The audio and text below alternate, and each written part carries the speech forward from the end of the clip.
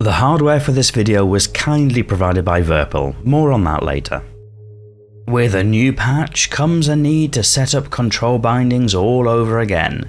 Having natural control over your vehicle in Star Citizen is really important to immerse you into the game, as well as to reach peak performance, but there are so many options out there it can be a little daunting.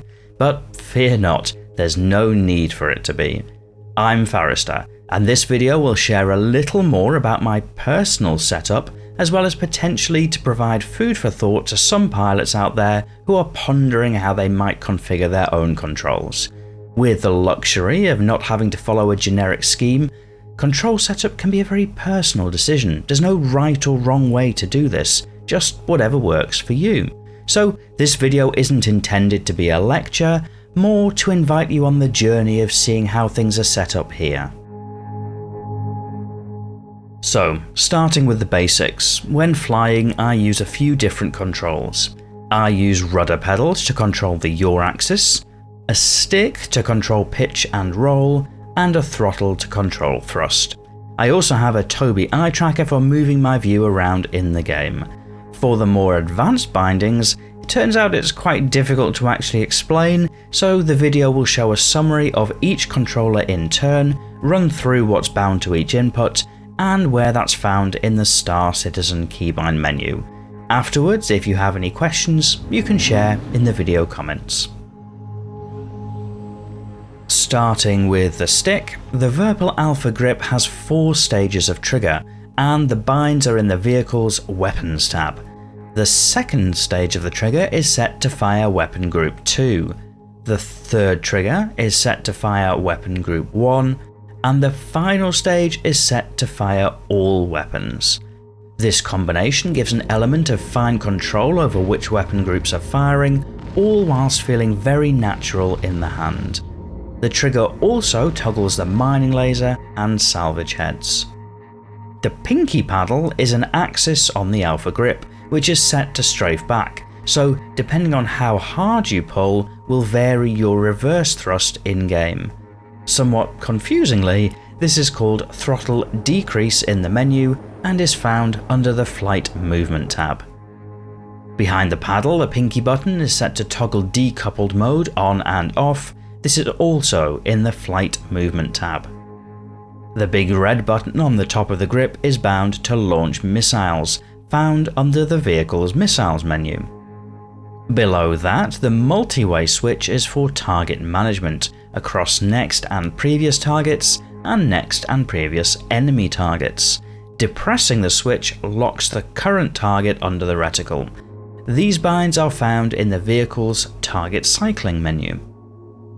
On the top right, the trim switch is set to strafe up, down, left and right directions. It's an absolute strafe rather than an axis, which is a little less precise, but having strafe set to the trim switch feels natural for me. These binds are in the Flight Movement tab. Below that, the next button is to initiate a scanner ping, which is found under the vehicle's scanning menu. To the right of the stick, the switch moves the speed limiter up and down, with button press to reset to default limit.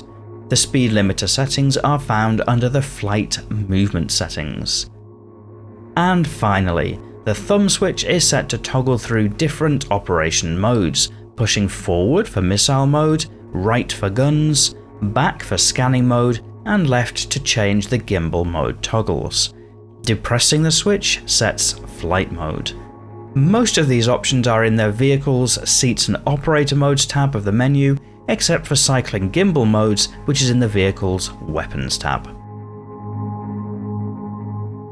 Moving across to the throttle, the main throttle axis is bound to throttle increase in the Flight Movement tab, which is essentially strafe forward.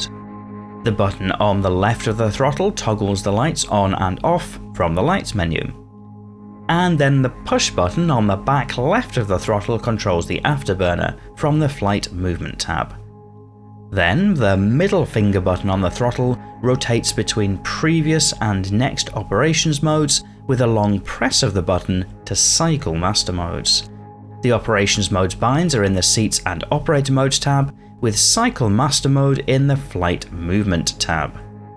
Pulling back on the thumb switch instantly deploys decoy countermeasures, and pushing forward deploys noise chaff. Both of these are in the Vehicles, Shields and Countermeasures tab.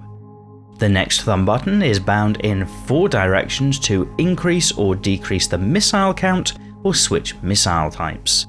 These bindings are all found in the Vehicles Missiles tab. There's a small thumb button under the right hand side of the throttle which is set to the space brake, although that's not something that I really use much these days. The flaps lever is used to control mining laser intensity, which is, unsurprisingly, in the Vehicles Mining tab for binding.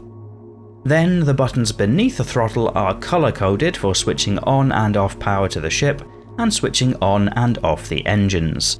Those binds are in the Flight Power tab of the Keybindings menu.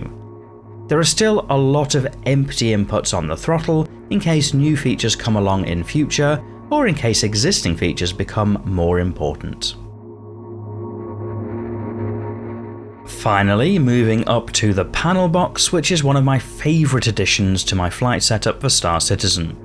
The large landing gear lever switches between landing gear up and landing gear down, which are set in the Flight Movement tab of the Bindings menu. To the right of that, the buttons control landing related features. One is for auto land and one is for requesting landing clearance, both from the Flight Movement tab of the menu. Beneath them there is a separate button for open all doors and close all doors, which is very handy when forgetting when doors are open or closed. Both of these are in the Vehicle's Cockpit Bindings menu. Beneath the covered toggle switches are bindings for eject or self-destruct. Thankfully they're not really used at the moment, but having them beneath a protective cover does feel quite awesome. Self-destruct is bound in the Vehicle's Cockpit menu, with eject in the Vehicle's Seats and Operator Modes tab.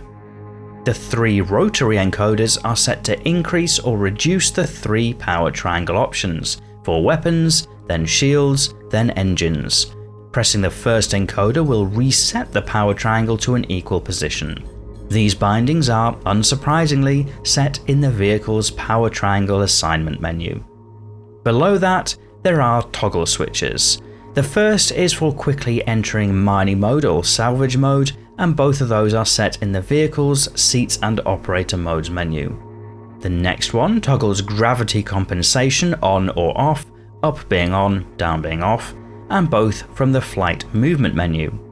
Then the next toggles automatic precision mode on or off from the same menu. The bottom left toggle is only bound in the downward direction as a quick way to enter and cycle master modes. Usually with the throttle fully forward, which is the usual position when swapping between master modes, this is a quick flick with a single finger from the throttle without having to remove the hand. This binding is in the Vehicle's Seats and Operator Modes menu. The next toggle enables or disables G-force safeties from the Flight Movement tab. And then on the lower right of the panel are 6 push buttons. The top 2 set the Quantum Operator Mode from the Vehicle's Seats and Operator Modes tab and engage the Quantum Drive from the Flight Quantum Travel menu. Below that is an empty bind reserved for jump drives, and the button on the right is to engage the jump drive from the Flight Movement tab. Whilst these aren't really in game yet, having the jump drive keys in the same format right below the quantum travel keys seems to make sense. Finally, the bottom 2 buttons are set to cycle configuration and toggle VTOL mode, both from the Flight Movement tab. And that's it! Those are my keybinds for Star Citizen 323. The control setup here is about capitalising on my muscle memory from other flight simulators and making things as easy as possible. I do have another video on the channel, linked above and at the end, which goes into more detail about why I chose a HOTAS or hands-on throttle and stick setup rather than a dual stick setup, so if you're curious and didn't catch that one, you might find it interesting. Thank you to Squeaky Bee over on Reddit for inspiring the graphics for this one. And at the start of the video, it was made clear that the hardware for this setup was kindly provided by Virpil Controls, but that wasn't in exchange for this video. No money changed hands, they don't see my videos any sooner than you do, and I'm completely free to say whatever I like. They sent over the hardware, in their own words, to make me a Virpil fan. And that's definitely worked. Nobody has asked me to do this, but for developing my video skills a little more, and because everything is so shiny, I wanted to put together a little short reel to showcase some of the hardware in action. Hopefully some of you might enjoy it and can let me know your thoughts in the video comments.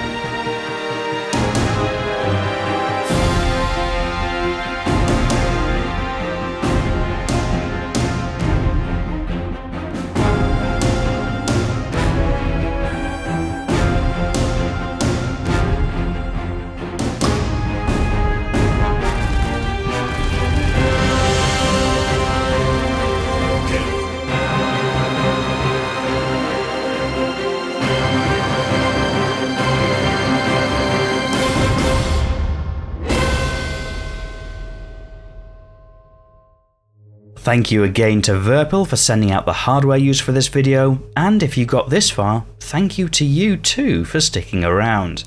In the unlikely event that you're not already subscribed, you might like to have YouTube show you more videos like this in future, but otherwise, and as always, thank you for watching.